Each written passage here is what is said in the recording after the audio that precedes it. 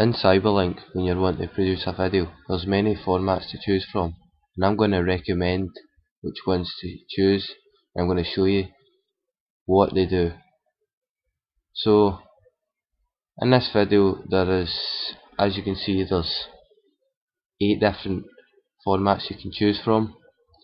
I would recommend the AVC, but I'm going to start off with showing you what the AVI one does. Now this one is pretty easy to understand. It's an AVI file. You can choose between PAL or NTSC. To be honest with you, it doesn't really matter, so you can choose whatever one you like, and you can produce your video with the AVI file. And the size of the file is pretty big as well, so it just depends. Now the MPG one, I would not recommend to use this one because it doesn't support widescreen, and I wouldn't recommend you use the RM file as well. It doesn't support widescreen as well, but if you really want to try it, then use it, but I wouldn't recommend you use these files. So moving on to MPG2. Now this is for DVDs or CDs, if you want to put movies on the DVD or the CD. So this one is very good, and it is high quality and HD. You can choose that as well. The file sizes in these videos are relatively small, so they're very useful if you want to quickly create it. Now the MPG4, now these file sizes are really small. The quality isn't so good, but it's great for putting it on your PSP or iPod. You've got the options there as well, and you can choose between the quality as well. The AVC files are brilliant for high definition cameras. It's one I would mostly recommend. Now the quality for the AVC file is amazing, but the sizes of this file is really big.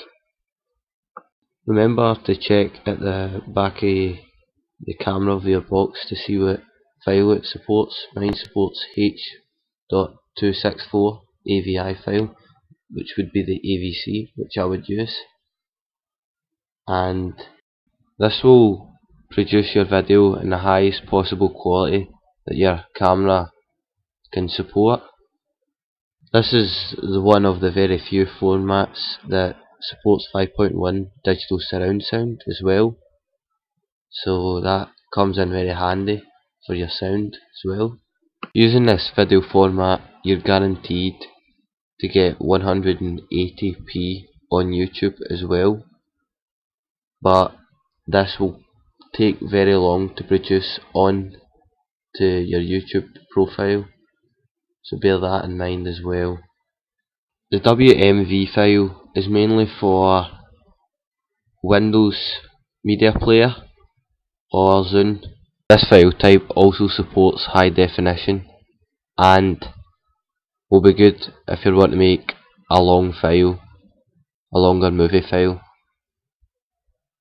and there's lots of options for this one. This one has millions of options. These file sizes in WMV can be really small and is good for putting it straight onto YouTube. The RM file, obviously that's the one I don't recommend either, so I'm going to skip straight onto the MOV. Now the MOV file is for QuickTime, the QuickTime player. I wouldn't recommend using this one either. Only if you are an advanced user I'd recommend doing it. You've got lots of options for this one, like so. This one you can choose different codecs, etc. for making the movie.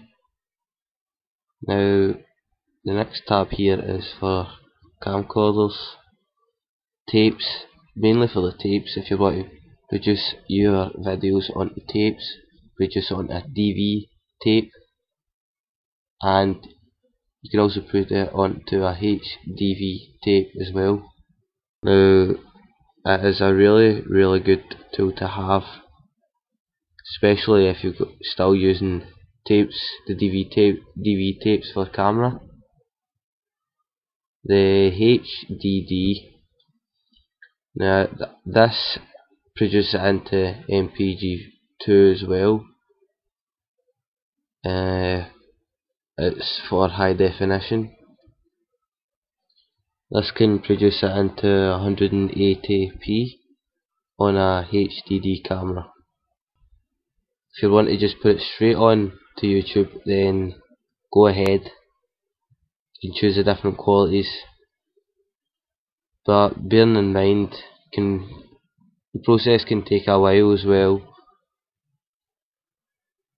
I recommend you produce into a file first before you go into YouTube, though you can do it this way if you prefer it. You still get all the same options as well. You can broadcast it around the world or to 25 of your friends, and you can change the file description as well. Facebook, well, that one's self-explanatory, and you get all the different qualities for that one as well. So once you've chosen the file you want to choose, you can check to view it when it's getting produced, see how far along it's going, and then you just click start. So once it's been produced, depending on what file and how long it will take, then you go into documents in CyberLink. Then once you're in CyberLink, click PowerDirector 8.0 and then click items produced. These will show the video files, and it should be named produced. Please rate, comment and subscribe, and go to my website www.helpfouryou.com and try and donate. Thanks for watching. See you later.